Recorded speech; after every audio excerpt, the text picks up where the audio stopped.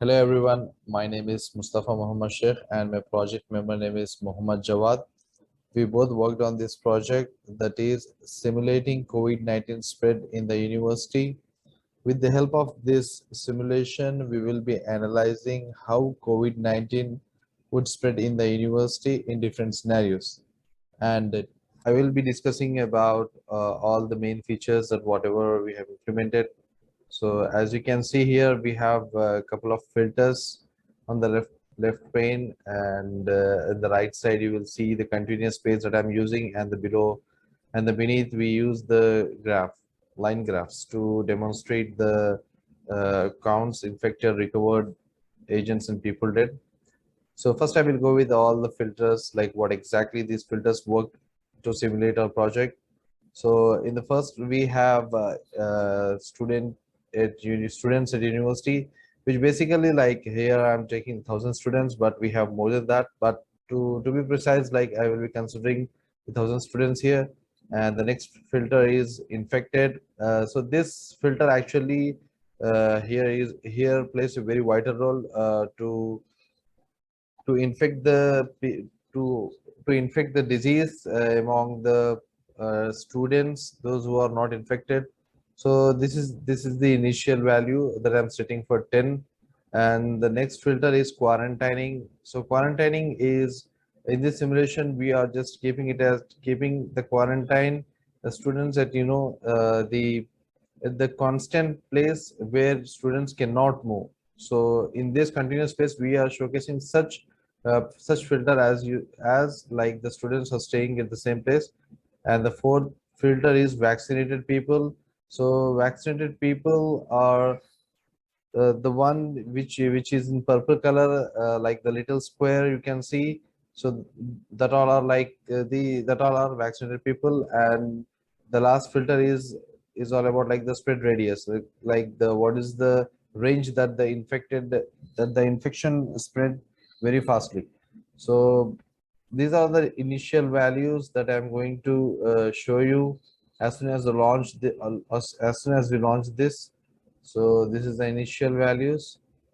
So I'm resetting the initial values to back to the initial points. And before starting this server, I just wanted to explain you a couple of things in the graph. As you see, the green color stands for the recovered, and the next blue one is for the students, used for the agents, and red one is for the infected one. Yeah, I will start the server now, so you can see. Okay, it's bit speed, so I will be reducing the current step slowdown so that it will move slowly. So to better understand, I will little bit increase the infected size. Yeah, now it's coming over here. So as you can see, like in the initially we adjusted the infected values to 3. So here 1, 2, and 3, and these are all the blue circles, blue dots, whatever we are seeing, that is for the agents count. So we fixed the agents to 106, and the purple square is stands for the vaccinated people, as I mentioned earlier. So these are all the like different types of coloring we use to identify the people on the continuous space. And let's start the server once again.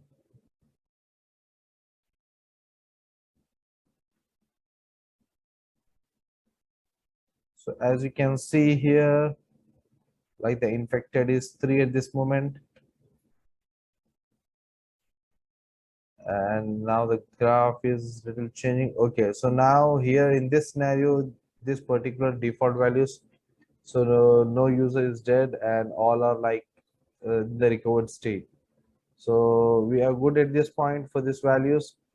Let's move on to the some other scenarios by altering the values to some next level. Like in this case, I will be taking the values to 500, and then I will be adjusting the infected to 10, and simultaneously I will keep this as 30, and then vaccinated people to be 10, and the spread radius is 10. So we'll reset the values, and now you can see the updated values, updated updated continuous space. And here, as I mentioned, all the different coloring. So here you can see the purple squares and the blue dots, the red dots. So if you start the server, you will see the difference of the graphs and everything.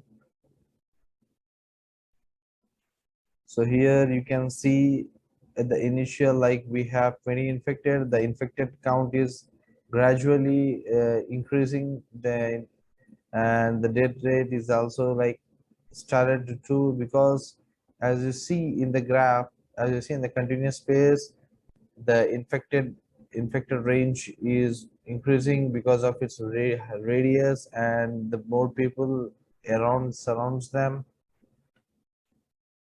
So here you can see the infected count is like 106, and the death count is 31. So it's increasing. So at some point of time, like at some point of time, the infected people count goes down and the death will be increased because in the continuous phase, as you see, the most of the people are now infected, and at certain point of time they will be dead. So which means like it purely depends on the immunity, and we have some parameters that we wrote at the back end, like whenever the immunity goes to 0, which means the person is no more. So here at this point, like if you see the intersection over here, so here like the graph of dead people is increasing and the infected is down, which means most of the people, those who are infected, they are no more in this scenario. So like you can see, it's gradually increasing over here. So in this case, it's at a certain point of time, like all the infected people will be 0, and which gives to the result like they may be recovered or dead. So we have few more here, like 10, and it will become 0 soon. Yes, yeah, as you can see, now we have 2.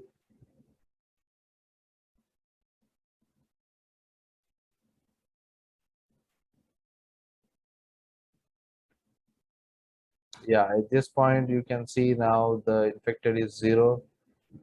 So basically, like here at this point, the exact step, we can see as well, like at the 146th, at the 150th step, we can see the infected is 0, which gives to a complete result as the record and the death count, like 397 and 43. So this is the final figure of the continuous space after analyzing it. So this is all about the features of. And from now onwards, like there are few more scenarios which will be which will be explained by my project partner. That's it. Thank you.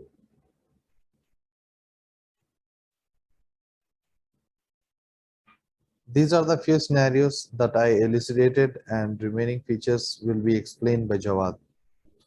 Thank you so much, Mustafa. Let's move ahead with the presentation. I'm going to show you something very interesting that we worked on. Generally, there's a human tendency, people like to break rules or they don't follow rules in general. And in this case, like in case of COVID-19, we've seen that many people have been very irresponsible with respect to how they need to react to certain situations. For example, if they've been affected, still they keep moving around, they keep interacting with people, they don't maintain social distancing. Let's look at that through this simulation and see how this behavior actually affects the spread of COVID-19. It's very interesting. Let's look at it. Just adjust a few parameters here. In this, I've enabled responsibility. So now what this does is, whenever someone gets infected, they're going to stay at the same location. They're not going to move. It's as if they've quarantined themselves. They don't move around. So the possibility of them infecting others is going to reduce. Let's start the simulation and have a look.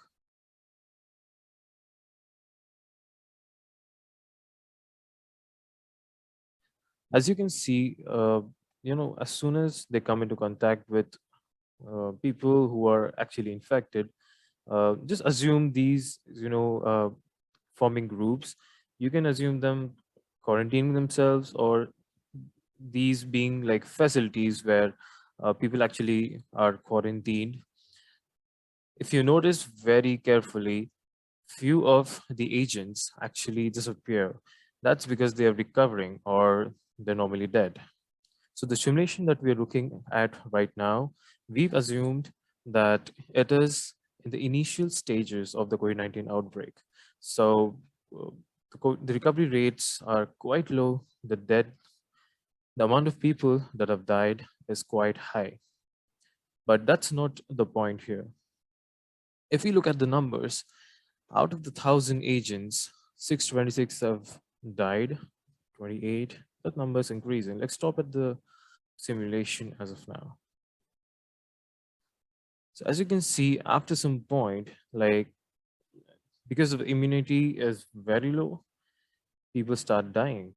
So just remember these numbers, okay? Let's look at how we're gonna change the rules of quarantine and in general the behavior of everyone.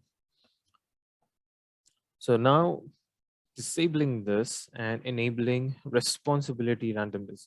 So what this option does is, usually when people get quarantined, we've implemented a behavior where few of the people who got quarantined remain quarantined, and few people actually move around. Even if they're infected, they don't stay stagnant. They keep moving, they keep interacting, they don't maintain social distance. These are the people that we need to be careful with. So let's reset it and run this again. As you can notice, few of the agents haven't been moving and few of the agents are moving. So this is how the simulation is running at the moment. And as you can see, lots of people are getting infected. Lots and lots of people are getting infected. You can see the amount of infected is quite high. People are actually dying. So yeah, amount of infected is going to go to 0. Let's stop the simulation here and have a look. So as we saw, with this feature turned on, few people were moving and few people were not.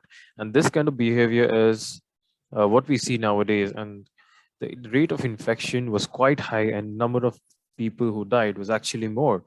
With this feature, the enable responsibility feature turned on, everybody would go into quarantine as soon as they got infected.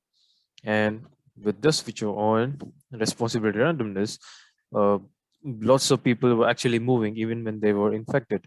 So with this, with the simulation, you can actually see how quarantine helps and how effective it is.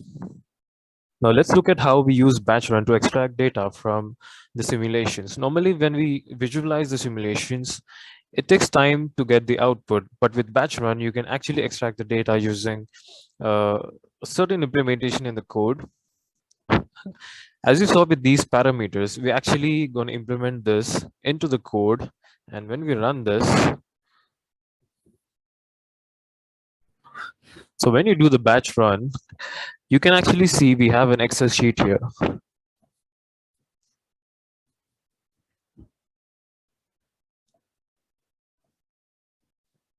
So in this file, you can actually see all the data that gets extracted into this. So with the help of batch run, you can actually extract values more quicker. That's all for today's presentation. If you have any questions, please write them down in the comment section. Thank you.